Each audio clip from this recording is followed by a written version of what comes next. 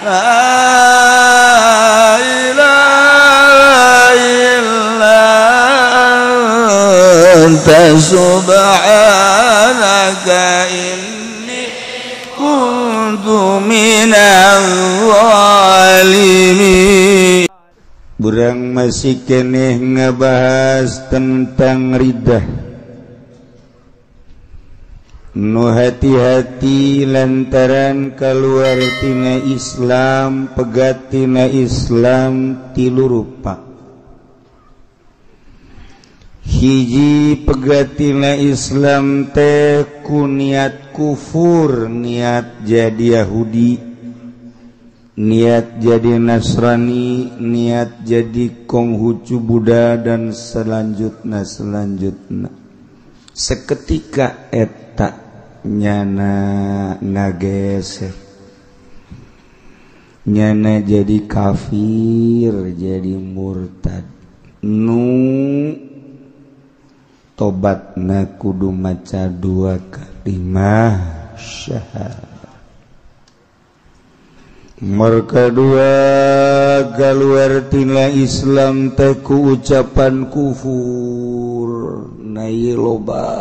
pisan bahasa-bahasa anu mantak ngaluarkeun urang tina kaislaman. Nauzubillah min atawa pagawean kufur. Digoyahan kuki musonib eta mah omonganana anu ngaluarkeun tina kaislaman teh naha istihza, ngaguguyon, ngageugeuikeun, atawa inat bener-bener teu percaya, atawa i'tiqadat pertekad nganapikeun ka Gusti Allah. Jelas lama ridahna kufur. Lah udah tiba heula cak kiai cenah nu nyieun langit bumi Allah bae jajan orang kabuktian teu percaya aing mah jagana bahwa pangeran teh Allah geus jadi areng neraka bakal keluar tina Islam. Na'udzubillah min dzalik. Masyaallah. Atawa ngabohongkeun ka para rasul. Lah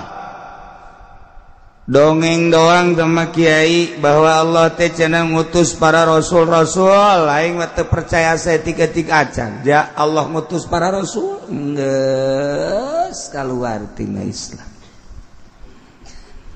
Atawa ngomongna kieu, ai Kangjeng Nabi Adam, Idris, Nuh, Nabi Saleh, Syuaib, Lut, kabeh termasuk Kangjeng Nabi Muhammad emang nabi. Tapi Kangjeng Nabi Isa mah teh mah lain nabi, teh mah pangeran. Geus sate. Di sate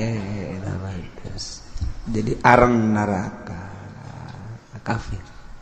Saurang menun teh dipercayai sing ade.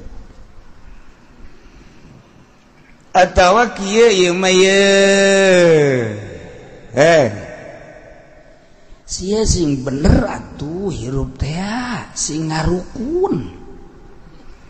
Nagara ge boga rukun tetangga, rukun warga. Hai sia ipan sia bakal balik ke akhirat sing boga iman atuh sia mah hirup teh teu ngarukun jasa, segala ngridit, segala duit bank, segala ayu geus cek aing mah teu ngarukun sia eta kos kitu hirup. Haji ongko, goblok ongko. Cai mah teu ngarukun cai mah. Ji tolol. Aju sia mah pan mamawa si mbak mah luluh. Teu meunang aya anu herang ku sia mah dibonceng bae. Ya cengeng masih mah teu ngarukun hirup. Sing boga iman atuh. Eprak nyana ngomong, naon eta iman? Nyeh, segala iman, segala naon eta iman. Tah eta teh ngahinakeun kana iman kos kitu. Eta geus murtad. Sing hade tah jaga mentek dibolak-balik. nyawa aing malah pokona mah aing mah kumaha aing bae hirup sia nganasihatan aing sia ngomong segala iman segala naon la adri mah liman aing mah teu nyaho naon eta iman teu nyaho aing mah geus kumaha aing bae hirup mah geus murtad ngahinakeun ka iman lamun kieu mah atuh aing geus saberat tuh hayang ngarukun mah ieu mah keur kabeneran aya fasilitas be aing hirup marak maneh mobil boga duit aya awewe ambalaya aing hujung menggebu keur usaha aja ku aing jokot duit ba aing nyawa teh haram ngan lah tuh ke sagadeng deui aing bakal tobat henteu teh mah geus kitu betah sadar berarti teh mah tinggal diimpus bae teh mah sadar tau ke situ tapi lamun geus cara tadi mah naon iman segala naon teu aing mah geus murtad eta masyaallah dak senyade bahasa-bahasa lantaran pan malaikat mayal fizu min qaulin illa ladayhi raqibun atid eueuh hiji bahasa nu diomongkeun ku urang kecuali dicatet engke mun di akhirat aya catatanana kumaha masyaallah geus mulai barang urang geus ngaji kieu nyaho balik ka imah langsung nungguan salat zuhur wudu ya Allah ya Rabbi meureun abdi kerjaan nyaho loba omongan-omongan abdi anu kira-kira ngageserkeun iman abdi Gusti hampura Gusti ieu barang geus nyaho ku ari moal deui abdi geus moal deui abdi ku ari mandek bener-bener ngajaga ucapan-ucapan abdi terus urang tadarruk ka Allah memeh salat zuhur teh pas azan es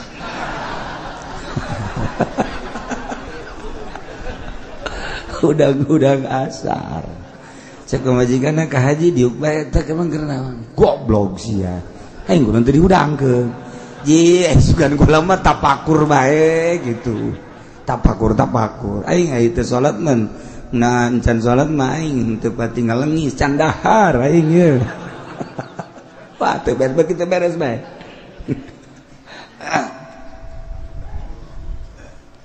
nah ieu sing hadeta naon iman segala lah eta sing hade jaga urang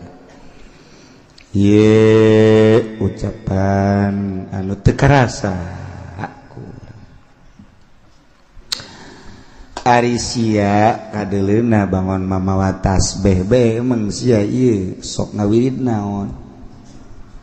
hanya ho jitu wiridan mah tu rahasia perusahaan tah mah ngadeukeutkeun diri ka Allah henteu aing hayang nyaho aja sia tiba heula jeung tilok mamawa tasbih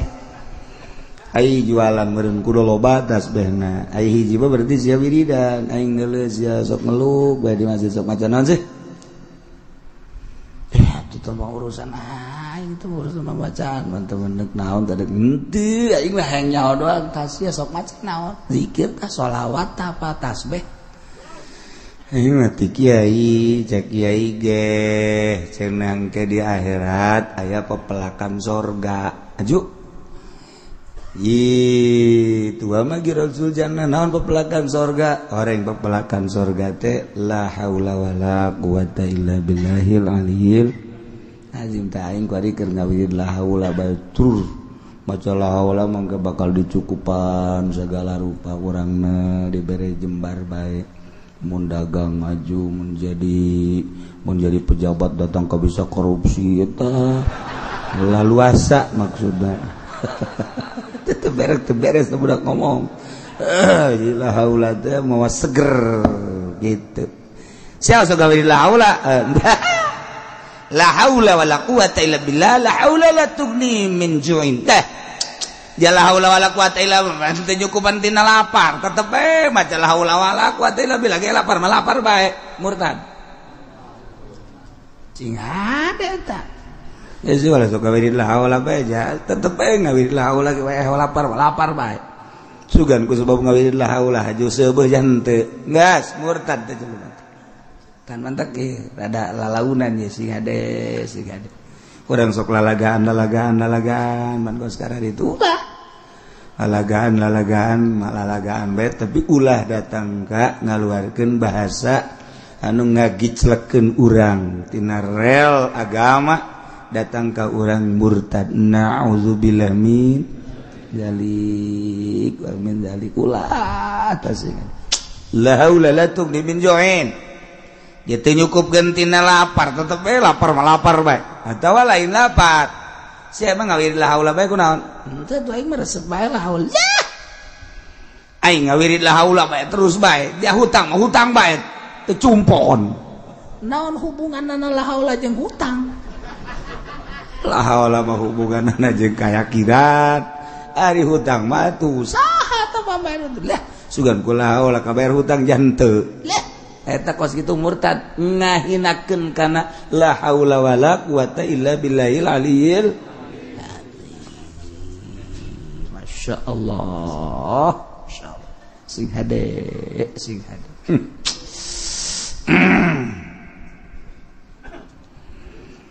jelema ngomong ceknya doana kula ye naon duh asana kula ye ditangkap ku polisi kasus naon tuh lah ulah yang nyawa kasus ambalayah kasus aing mah loba jasa tapi anu paling nyeri ye aing terzolimi ku naon aing pajar menggagahi anak Ki Zaid padahal mah harita aing ngan ngarendeng doang boro-boro aing menggagahinya udah ikeun nyonte ebrak aing ku ari dikasuskeun bahwa aing teh cenecak bapakna ngazinahan anakna tuh ku ari geus aya di polsek dah aing geus kieu mah nasib tiba heula geus cakolot ulah sok deuk dilincar sok diduduh maling buat bisa ndak kolot dah sok deuk dilincar diduduh maling sia kuari malaing batu ribet bae meureun urang dikitu-kitu bae ku urang baheula mah rapi tah kolot eta budak ulah sok didieukeun di meja wah hutang ge kuari lantaran teu ngajeding ka omongan kolot ngah hutang wah bae boga hutang di meja kolot bisa bae eta ya Allah sok deuk di meja budak tadi didieukeun meja gede hutang ge aju kolotna teu mireng pan antepkeun bajeng pangais-pangais di dinya watuh horenganan hutang ka hulu-hulu masyaallah tak kolot baheula hebat eta ulah sok diuk dilincar mantak diduduh maling ulah sok diuk di meja gede hutang ulah sok ngaremeh mantak pakir eta kolot masyaallah baheula mah kolot asal urang ngaremeh bari carekan ngaremeh tah sia susah yang ke bisaan kalau kurang embung pan susah teh jadi cokotan tah urut abah ge cokotan ku sia tungtung nama pan kolot urang ngaremeh ongko nitahan ulah ongko ka urang dibersihan aja lah mundah terepok terapi jasa piring teh telesang sia tesangkeun tah sia sok aing balayah gitu moal menang nu geulis sia kan geus sudah lamun sia menang nu gelis tah rapihan tah piring tah mun bisa mau ulah hiji-hiji acan aju caian uyup ku sia geulis dia meunang maksud kolot mah meureunna dan atuh teu kudu ngumbah deui bae gitu tapi bener eta asal anu rambetek bedaharna rambetek tilok menang nu gelis tilok sok cirikeun geura ge asal anu daharna rapi pamajikanna gelis mah mantap kita urang mulai ti kuari mun dahar nu rapi nah, urut batur ge mun teu rapi cokot oh keterlaluan tuh mah lah jak anu dizolim teh meureunnan caki Umar aing mah geus takdir Allah be ieu mah kos kieu Caki Zaid anu nuduh kaki Umar bahwa Ki Umar teh ngazinahan anakna takdir lain takdir ieu mah kos kieu mah pagawean sia murtad emang kaluar tina takdir kabeh takdir kabeh Ki Umar nama geus deres nah meureun mah takdir ti Allah bae meureun mah kos kieu diduduh geus lah aing mah deuk nyadar bae geus ke kumaha di polisi bengke kadege teh ku kisah takdir lain takdir tah mah pagawean hulu sia murtad teh kos kitu ulah sih hade kos kieu lah meureun aing mah sakieu ayana emang kunaon gitu aing dagang endog aju aja dagang endog terus nanjak jalan panjarore kuari atuh ngagibeg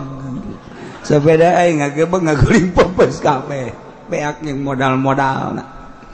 geus nasib aing meureun kos kieu mah sadar pantah bagus atuh tukang endog tah geus nasib aing meureun kos kieu geus aing mah sadar nasib lain nasib tah mah siana bae lalawara murtad eta sing ada urang ngasok ngomong gitu kan nasib betul teman lain nasib lalawara lamun kieu ulah mamawa nasib hei nasib mah memang bener nasib tapi dia lalawara tapi nasib ye tapi kieu mah tah lain nasib segala sia mah lalawara tah eta teh nganapikeun nasib berarti murtad beda saeutik teh ngagiclek tah beda saeutik mah ngagiclek mun kieu mah sia dek duh lain malah dagang dog acak-acakan meureun teu peupeus ka pabe angkorak goblok ieu pamimpin ieu rek ngaberesan jalan tolol jasa aja tuh tungtung nama ka pamimpin bae Pak maksudnya pamimpin lurah camat bupati apa gubernur pabe teh jelema keur mana mah kitu Bang gara-gara endog peupeus pabe kunya dicarekan negara kos pamimpinan cakna ieu goblok jasa tolol jasa tapi lah nyadar nasib ya Allah merenanan lah dog beak modal beak sepeda potong deh guys nasib ya Allah bagus apa jelema bagus sok ngaji mingguan meureun sanajan di tanggal asung ge inget tidak ka nasib meureun ti Allah geus kieu lah geus sadar we balik nya dipanggul sepeda geus potong pan gara-gara jalan teu diberesan pan ku pamimpinna nah balik deh siang ngacaprak nasib segala nyarekanan pemerintah segala tama lain nasib tama lalawara sia bego murtad lain nasib data emang aya nu kaluar ti nasib mun kieu mah bener lain nasib nama nasib tapi sia lalawara henteu teh mah bener tah nasibna memang nasib aing nyadar tapi san sia lalawara henteu teh mah teu murtad lamun sageuna lain nasib tah mah lalawara sia eta geus murtad sing ada tah sia ada saeutik ngagiclek masyaallah nganapikeun nasib nganapikeun takdir Gusti Allah sia kunaon mah Zaid ngalamun bae nah sakana teh hirup geus eueuh harepan aing ambek heuy deuleu Lampung lega Lampung Medan lega sia sempit amat sih hirup ente lah aing geus harapan hirup emang kabogo aing di bawah batu atuh kabogo di bawah emang kan hiji awewe sejuta bintang di langit satu yang bercahaya budak anak bawa Oma Irama kajian kumaha ge sejuta bintang di langit satu yang kucinta cintaku sudah ditumplekin semua atuh sia teh saku macai di ember teu disesakeun kabeh teu aing mah geus dibikeun kabeh kanyana cinta sehingga tidak ada lagi tersisa di hatiku cinta aja ku bade geus moal kawin aing mah cakeun teh geus eueuh deui awewe ya Allah ya si budak hei sia kunaon jadi frustasi kieu geus pokokna mah Allah mah pokokna lah geus teu ngarahmatan ka aing pegatah tah frustasi ngaranna nah batur ge dihayu-hayukeun bae ka hayangna aing mah geus pegat tina rahmat Allah geus aing mah geus teu dideuleukeun ku Gusti Allah teu diperhatikeun ku Gusti Allah geus aing mah mulai ti kuari moal kawin ieu budak di Lampung lah lega keneh sia dikawin jeung monyet gaya ke misalnya sia frustasi jeung jelema monyet aya gajah aya cia sia kunaon kieu ya ulah sok aju frustasi kasihan teh lain geus pokona moal geus putus aing tina rahmat Allah eta geus pegat eta murtad eta masyaallah karim setik mangagi cerek batur mah kawin 5 genep 7 keluar geus di aturannya nama hiji ge frustasi blon pan eta sia kawin geus sabaraha aing dihitung geus 50 kawin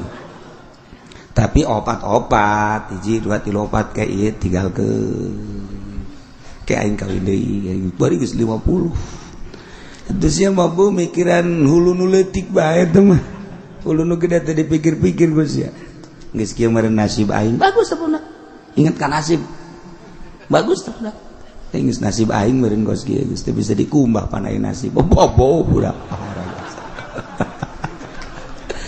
tama lain nasib tama cak nu saurang lain nasib tama kos kitu menghayu ke nafsu tama lain nasib tama murtad dan ngomong isi ieu mah anu kawin bae deureus jak kawin bae nya teu murtad aya nu ngaharuan teu murtad masyaallah tadu taksin hade jasa sing hade atau aya Kristen datang ke urang Ustaz ya saya agamanya Katolik terus saya datang ke sini mau masuk Islam mau masuk Islam iya tunggu dulu ya sebentar ya saya mau ke dapur dulu nih ke dapur eta murtad tanya nata ridho jelema nu neuk Islam ridho nyana kana kakafiran si eta ulah dingkekeun deui saya kesini mau masuk Islam duduk ya ikutin syahadat ya langsung kecuali yang ngising jasa daripada ngaborok-bok di dinya yang ngising heula geus ngising heula keke mau kemana Pak Ustaz mau berak dulu nih saya habis makan sambal kebanyakan tunggu dulu sebentar berak beneran ngising beneran porocot beres gegeran kadinya deui tapi lamun sakadar pukar pikir dan lain sebagainya atau aya keperluan nu lain murtad masya Allah dingkekeun lam yulakkinil islam talibahu minhu atawa jelema teu daek nalkinan Islam ka jelema nu hayang asup Islam nah murtadnyana sebab ngantepnyana ridho berarti karena agama selain Islam murtad Allah awistamhala minhu talkinahu kan qala lahu isbir sa'atan ceknya nanti kieu sabar heula nya sabar heula geus sagedeung we sabar sakira-kira sajam we ke tungguan heula geus murtad ulah dingke langsung bae urang lamun nyaritakeun geus itu hidayah mahal nu boga PT Gudang Garam di Jawa Tengah eta teh barahan jasa sabaraha masjid nu dibangun kunyana sabaraha majlis nu dibangun terutama pondok-pondok pesantren hebat jasa kemudian nyana datanglah ka guru kula deuk asup Islam di Jawa kemudian cak guru kula sekarang aja udah langsung syahadat sekarang cak eta bos Gudang Garam saya itu masuk Islam pengen disaksiin sama rekan saya sama keluarga saya dan nanti mau diabadikan bahwa saya ini masuk Islam disoting lah mencara Quran gampang itu mah cek guru teh gampang udah sekarang aja syahadat itu mah nanti kita bikin lagi acara enggak lah nanti aja saminggu doang saminggu datang Senin acara dek Minggu Pak memeh minggu na eta kan ngaranna hidayah mahal jasa hidayah mahal masya Allah tapi dulur-dulurnya terus Islam dulur-dulur nama terus Islam ngan bejana cak dulurna tapi ari syahadat di imam enggeus syahadat sorangan enggeus wallahu alam tah mangke kumaha di akhirat bah ya Allah ya Rabbi mantak eta lady day di Mesir nyana boga itu kabogoh itu orang Arab nah ieu nyana langsung asup Islam di Mesir asup Islam balik ke Inggris eta dibunuh cara pembunuhannya seperti gitu ayahnya mata data nak masuk Islam biasa syahadat mendaknya jadi ratu nya sugih nya gelis akhir hayatna nyana maca 2 kalimat syahadat itu batur mah kapal boga perusahaan boga nya jadi ratu di akhirat ka surga ya susah ya di sia dagang rugi ya di sia gering ya di sia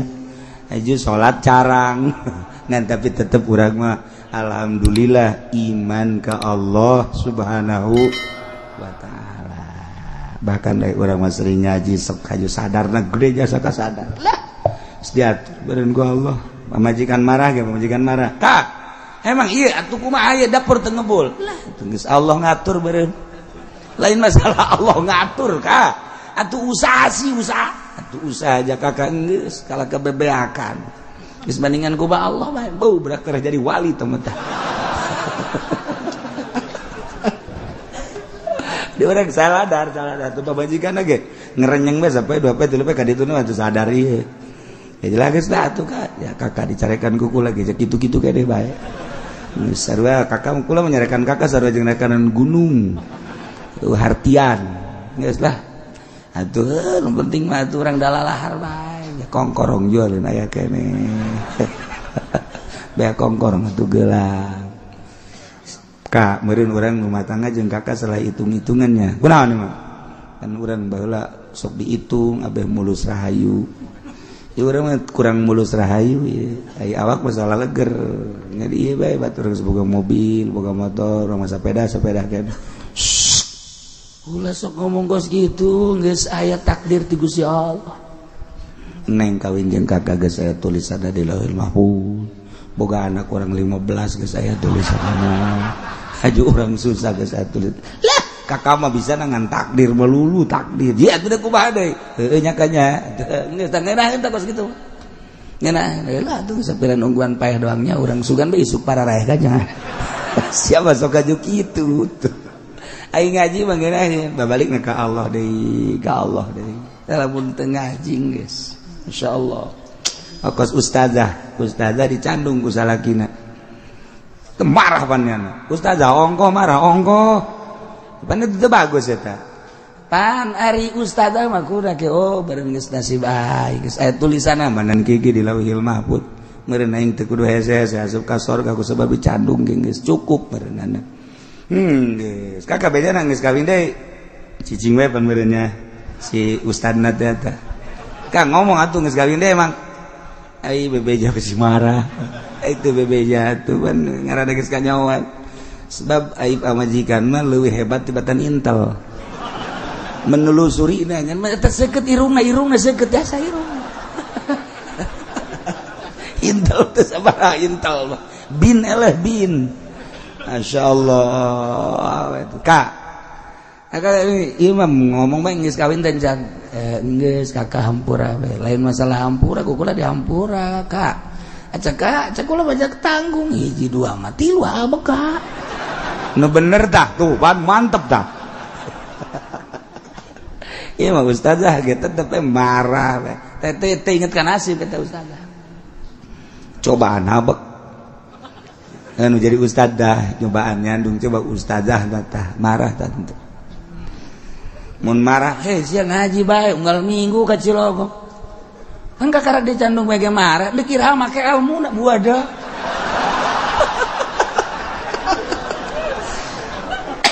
eta kos kitu tah aja sok malikeun nyana hei ulah sok aju kos kitu guruna can nyandung mun guru geus jandung los tungtung nama kaing we kabeh teu beres nah ieu istamhala minhu talqinau kan qala law aya jelema hayang asup Islam diengkekeun tunggu sajam murtad atawa ngupurkeun jelema dikupurkeun ya tama jelema kufur tama kafir tama jelema geus balik ka nyana ulah sok ngupur-ngupurkeun jelema nu maca 2 kalimat syahadat adapun kadele nyana rada kurang-kurang ucapan misalnya nu keluar di naon gitu ngegerokeun bae gerokeun nasehatan dua mata ulah sok dikupur-kupur malik da kanyana Masya Allah karim sing ada atau kieu Zaid ka dieu Aisyah kadeleuna ku aing hirup sakadaek sia ieu sia ku ari kerja di DPR Bang aing nyaho jasa sia kamari ieu mawa awewe emang aing teh nyaho emang sia nyaho aing rakyat tapi nelegeun sia awewe ku sia dibawa pan sia teh dewan aju korupsi aya di sia malah aing nyaho pan sia mengkonsumsi obat dah sia nyahoanan aing nyaho jasa sebab anu ngajualna bebeja ka aing nyata bener tah emang sia teu Islam sia kos lain Islam bae sia Islam kan sia Islam teh lain teu aing mah tah geus murtad ngajawabna teu aing mah tuh kan sia lain Islam lah sia Islam kan kos gitu amat mawaan awewe nya mabok korupsi terus eta mah kabair ji sia Islam teh lain si kurang teh kan kitu tah eta membentuk nasihat maksudna negor sia Islam teh lain sih lain ini mah cak DPR teh misalnya murtad dari teh nggak jawab lain berarti menyatakan ikrar bahwa dirinya lain Islam na'udzubillah min zalik wa min zalik Masya Allah loba jasa mang now ulah sok adu kotok bae atuh geus teu lain zaman kuari mah lamun endek ge lamun endek cross lain adu kotok mah zaman kamari ieu tah mah zaman jaipongan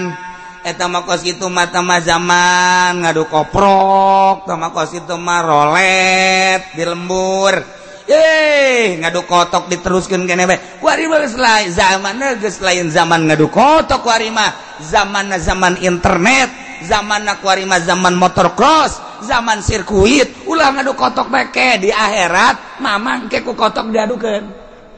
kuari kotok diadukeun ku mamang emangnya teh nyerieun kitu silih pacok nyerieun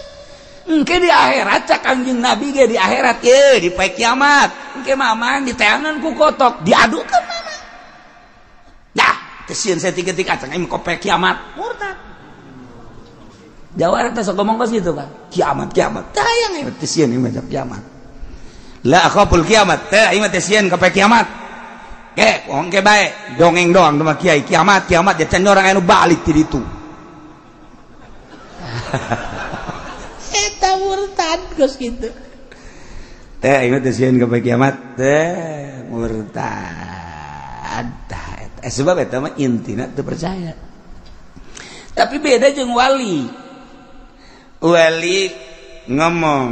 ulah aing geus teh sieun ka poe kiamat sebab nya geus deukeut jasa jeung Allah geus bahasa kos kitu teh bahasa fana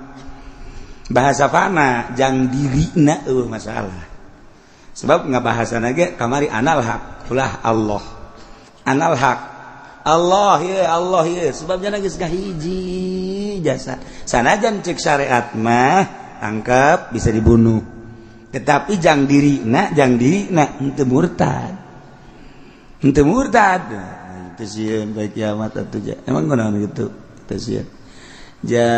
jeung Kangjeng Nabi sok kapanggih bae unggal peuting jeung Gusti Allah sok kapanggih bae malah geus kabayang poe kiamat indahna di akhirat henteu teh sieun saeutik-eutik acan ka poe kiamat henteunan kitu ngaranna teu murtad tah wali mah mun disedak kurang teu sieun ka kiamat teu saeutik-eutik neraka dipake ka sieun aya ka sorga teh hayang neraka tembung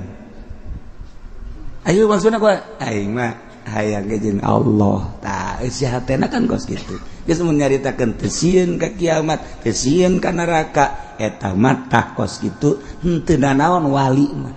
beda jeung tukang ngadu kotok mantep tadi contohna ge tukang ngadu kotok atau man gaple ti jam 6 isuk-isuk datang ka zuhur datang ka asar mending mun menang eleh main apa tuh judi nu elehun menang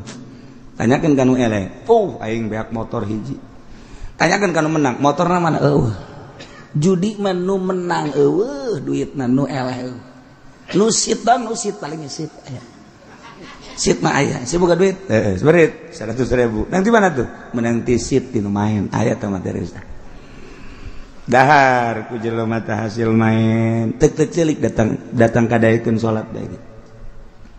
urang kumaha bensin motor leumpangna kumaha bensin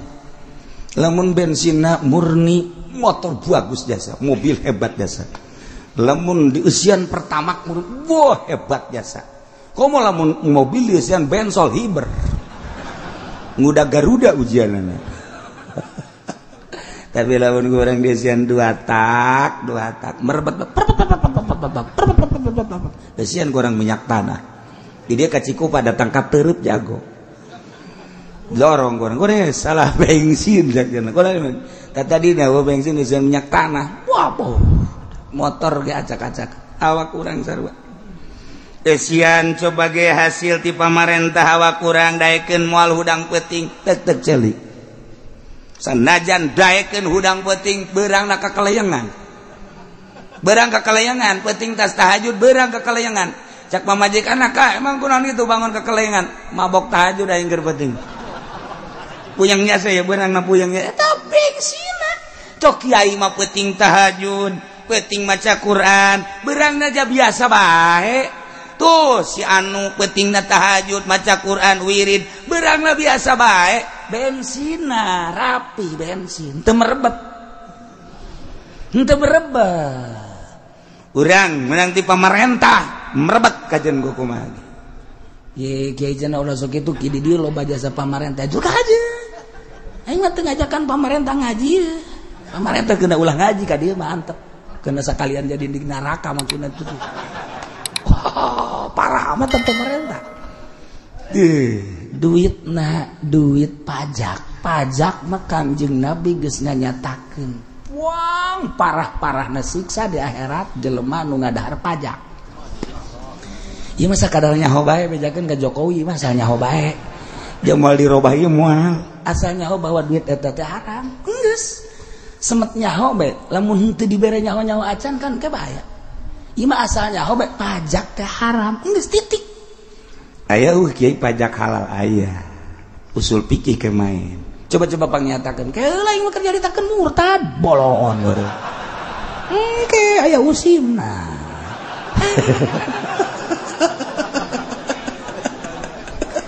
atuh aya usim dan ada dia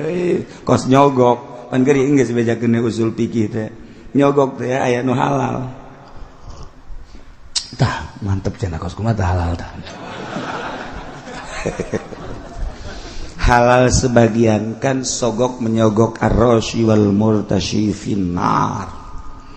urang mawa motor kemudian di jalan teh aya polisi urang disetop polisi kemudian ditanya STNK aya motor rapi ngan SIM teu mawa tangkap ku polisi ketika orang nyogok supaya ulah ditangkap ar-rashi wal murtasyid finnar eta nu mere jeung nu narima polisi jeung nu naik motorna jadi kerak neraka ye emang kumaha gitu mentak polisi mah jadi sampah masyarakat ge ujungna coba eta haram kumaha mun kieu urang dek buru-buru ka Cisoka lantaran dulur urang muriang kritis urang dibel siap urang naik motor baga beneran di Cikupaya polisi trit aya bae jeung ieu ana SIM ada SNK aya motor aya kapentil-pentil aya kabeh helm make tapi tetap ditangkep bae mah kunyana dikata sennya nyalanya dikit sial teh polisi atuh hurung kene ngan saya digentit gitu tah kurang normal cek ini saya tah eta urang teh hayang lulus ieu mah supaya urang cepet ke Cisoka ieu lantaran dulur urang keur kritis urang dibel bae ieu mah demi kelancaran mere lain nyogok goblok sama kos gitu mah sebab lengkap. Artinya teh lengkap surat aya SIM aya motorna rapi dan lain sebagainya geus tinggal ya silakan tapi tetep sen hurung ngan letik ngentit tetep jangan hayang sogok ku urang. Nah nu narima nama haram nu mere naon teu eta usul fikih teh datang ka dinya kumaha tadi usul engke ieu mah keur carita bayangan bae lanang aya kos gitu ala kadar tabayangan jadi ke kaluhur ge macam-macam geus pajak ge aya anu halalan ala kadar eutik masyarakat itu nu narima tetep haram bae. Nah ieu keur carita bahwa nyana ngomong aing mah teh sieun saya 3 acan ka poe kiamat sanajan aing ngadaharan pajak bae teu aing mah teh sieun dah akhirat kiamat kumaha engke bae. Nah murtad tesieun ka kiamat puguh nu mantak urang peuting tadarruge ka Gusti Allah cerik eta tesieun jaga engke geus badi kuburan urang ngabayang-bayang geus mangke kitu dihudangkeun baas dikubur kemudian ka mahsyar engke bakal aya timbangan urang ngabayang-bayang diri urang teh bakal seperti kitu be lamun kabeneran dosa urang anu loba leket timbangan kabelah kenca meureun moal teu urang teh cek malaikat ieu mah neraka bagianana bayangkeun neraka teh seuneu boro-boro engke seuneu geus jutaan tahun kakarak urang di imah urang kapanasan bae ge aya kompor ngegedug-gedug urang geus lumpat kahuruan saeutik bae ge urang geus lumpat kakarak kena rokok saeutik bae ge urang geus lumpat ieu urang ngaberanikeun diri terus maksiat ke Allah kemudian orang tengah bayangkan neraka ayo omong tesian ini maka kiamat tesian ini maka neraka murtad tak sing hade Masya Allah karim ada anu adzan Allahu akbar Allahu akbar Allahu akbar Allahu akbar bohong terus itu dah. Mana ada Allahu Akbar dah. Allahu Akbar Allahu Akbar Allahu Akbar Allahu Akbar Allah nu Maha Agung. Bohong. Murtad. Ngadenge nu azan, bohong sia bohong. Murtad. Ngabohongkeun kana akbarna Allah. Masya Allah. Mun kieu mah hayya 'alas shalah ayana shalah woi gandeng ente tahu tuh murtad ente ngan hampir-hampir guys dah hatuh tambah loba nu kos gitu mah loba keur ngarobrol buat nih kamu teh si budak azan loba tuh mah kos gitu mah loba itu berarti kan lain sadar nyana eta teh nu adzan teh ngabejaan itu waktu salat sih ulah ngarobrol bae komo keur maksiat mah ulah ngomong atuh enak ngomong buaneng teh budak adzan asa dicili aing bae goblok jasa henteu teman teu murtad tapi lamun kieu mah hayya 'alas shalah hayya 'alas shalah bohong sia nah bohong kana hajakan salat eta geus murtad. Masya Allah jelema resep jasa ka kopi misalnya ya kopi woi Masya Allah kopi kapal meledug ya ceknya naku hobi-hobi nakana kopi segelas kopi ya lebih bagus tibatan ilmu Masya Allah kisatun min hadzal kafi min hadzal gafi khairun minal ilmi ya segelas iya lebih bagus dibanding ilmu atuh murtad sapira kopi urusanana lah atuh sapira kopi jadi cai kieu ka ditu aya ilmu kan Masya Allah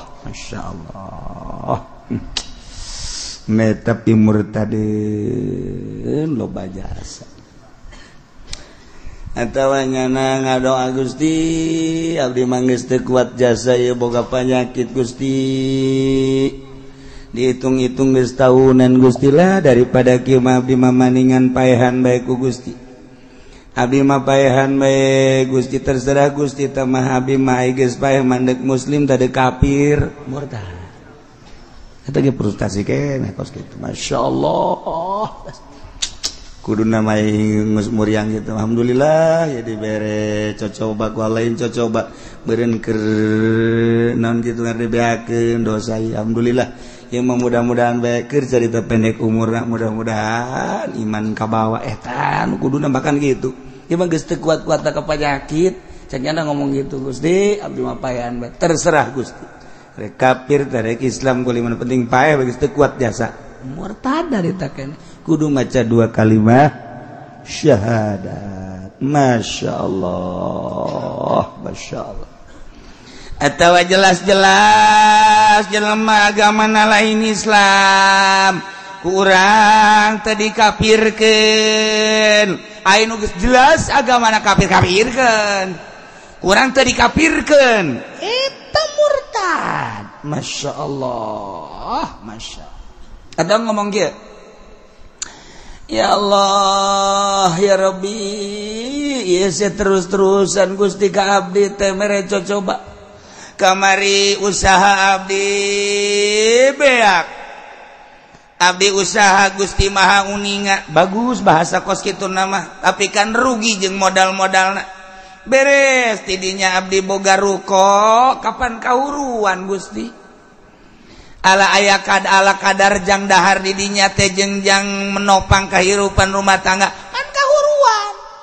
aju anak abdi panu kahiji maot aju nu bungsu paeh deui Gusti ieu seku terus-terusan ieu si Gusti. Nah ieu mah mimiti usaha abdi rugi acak-acakan poe jeung modal-modalna boga ruko ala kadar warung-warungan kahuruan anak anu panggedena paeh nu bungsu deui meujana pangherang mata abdi pangresep mata abdi Gusti paeh deui pamajikan deui muriang ieu deuk dikumahakeun deui abdi Gusti ayo deuk naon deui Gusti ayo selanjutnya ada daun deui. Murtad eta ngomong kos kitu. Itu lah naon menghayu-hayu ka Allah. Eta kos kitu ulah, eta murtad eta bahasa kitu sarua jeung henteu narima kana takdir jeung nasib ti Gusti Allah Subhanahu wa taala. Masyaallah. Atawa ya jelema saha-saha jelema nu asup Islam bakal dibere ye lamun ti Konghucu bakal dibere ye motor Scoopy lamun ti Buddha bakal dibere ye motorna motor nu gede teh naon ngaranna nu gede dasar susah sih mah teu nyaho aing ngomongna ya lamun ieu dibere bakalna BMW tah ya lamun Kristen Katolik asup Islam na ieu bakal dibere mobilna mobil BMW deui lamun Yahudi ya asup Islam Yahudi asup Islam ieu dibere Lexus. Masyaallah. Atuh aya jelema ti Buddha asup Islam bere motor Scoopy bere sesuai jeung itu jelema sugih tah pokona nu asup Islam dibere aya kisah di Islam aing hayang teuing tadi dong kafir aju asup Islam meureun aing ge dibere murtad ngahayal kos kitu tolol teh budak mending kieu aturan mah mending padahal mah aing teu kafir ge atuh bere-bere gitu kan tantu masalah tah mah atuh tinggal menta bae heuy aing mah teu kafir ieu Islam asli atuh beres sih batak naon entah bedek dibere deuk teu kafir tapi lamun kieu mah aing hayang teuing baheula teh kafir teu aing menjadi Kristen mah kuari asup Islam teu meureun aing dibere mobil BMW murtad dari teh sebuah hayalan tapi ngamurtad gitu. Masya Allah karim. Laitani kuntu kafiran fa uslima fa utama landuh hayang teuing gaula teh kafir haju asup Islam meureun aing dibere mobil ta eta kos kitu murtad. adawa guru ngaji ngomong kieu ceng di durang teh aya agama hiji aya agama Buddha aya Hindu aya Konghucu aya Kristen aya Katolik aya Protestan aya Islam ngan eta mah Buddha Konghucu Hindu dihijikeun jadi hiji teh mah nah iya ya Protestan aya Kristen jadi hiji dah kemudian aya Islam nah jadi agama teh loba barang ditilik-tilik ceng gerage ku Aceh nya nah kadeulana bagusan kene Nasrani jeung Islam mah murtad ngomong kos itu murtad nah kadeulana ku urang barang dipandang bagusan kene agama Kristen jeung Islam murtad kos itu murtad eta geus ngabaguskeun kasalian agama Islam murtad. Namun kumaha ku lamun kiai semua agama itu bagus. Mun datang ka dinya murtad. Lamun kieu mah semua agama itu bagus bagi penganut-penganutnya henteu. Henteu teh makos kitu bagi penganut-penganutnya. Jadi ngaranna ditakwil. Lamun kieu mah seluruh agama itu bagus. Titik datang ka dinya murtad. Ngabaguskeun agama di luar Islam murtad. Tapi lamun kieu mah seluruh agama itu bagus menurut penganut-penganutnya. Karena saya agama Islam, menurut saya agama yang paling bagus adalah Islam. Menurut Ahok, karena Ahok mah Kristen, dia mah Kristen yang bagus. Menurut Jokowi remeng-remeng saya. Maksudnya enggak tahu dah. Tapi yang jelas dia juga Islam sebab dia suka sholat duha. Wallahu alam zuhur mah. Itu. Nah, itu kan ngomong seluruh agama itu adalah bagus.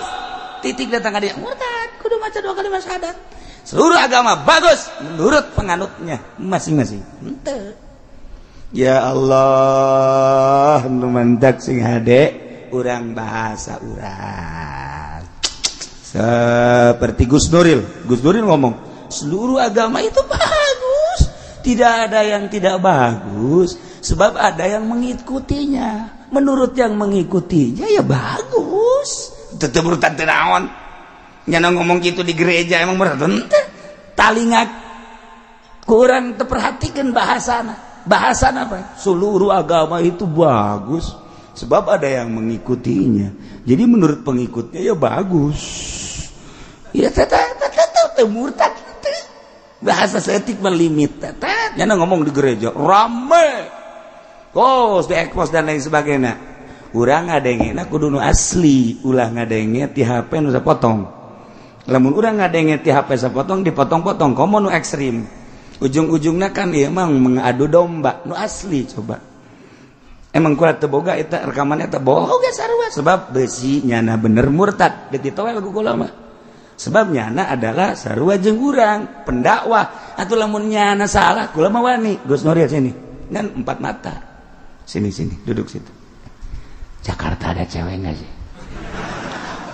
ada apa sih ya iya maksudnya kalau ada cewek yang cantik kita kawin lagi iya dengan kesehatan naon sih entah kesehatan gua itu waktu ngomong di gereja bahasanya ini kula mah sanggup dah. Tapi barang nggak dengar rekaman asli. Emang kiai nggak dengar rekaman naik bus jarah. Aya nu boga rekaman eta. Jadi mah Gus Nuril ya. Digenyekeun ku kula di bus. Emang kiai sok nonton TV siapa sok ngacak goblok. Atuh engge neuleuh cai engge jelema sarua.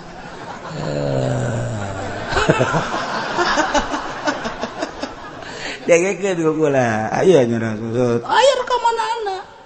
dengekeun ku asli tanu asli oh atuh henteu murtad bahasana seluruh agama itu bagus sebab ada yang mengikutinya jadi menurut pengikutnya ya bagus Gus Nuril bari lalagaan teu murtad teu naon namun kieu mah seluruh agama itu bagus titik sudah eta teu bagus kos kitu kudu maca 2 kalimat syahadat mentak sing hade sautak setik ieu sing hade bahasa teh nah ieu lah perhatikeun mantak dibulak-balik jang modal diri orang asupkeun pelakeun ka jero hate tanam ulah sembarangan orang ngomong besi hanas orang surah seri di akhirat aya dokumen orang diangsongkeun ku malaikat naudzubillah min zalik lamun sampai dokumen orang ke diangsongkeun kemudian orang tergelincir tina ucapan lah hanas ngomong teu sabaraha Hanas orang keluar tina Islam mentak jaddidu imanakum bila ilaha illallah ge sering-sering maca syahadat asyhadu an la ilaha illallah wa asyhadu anna muhammadar rasulullah baca la ilaha illallah muhammadur rasulullah geus beres aw halala muharraman wallahu a'lam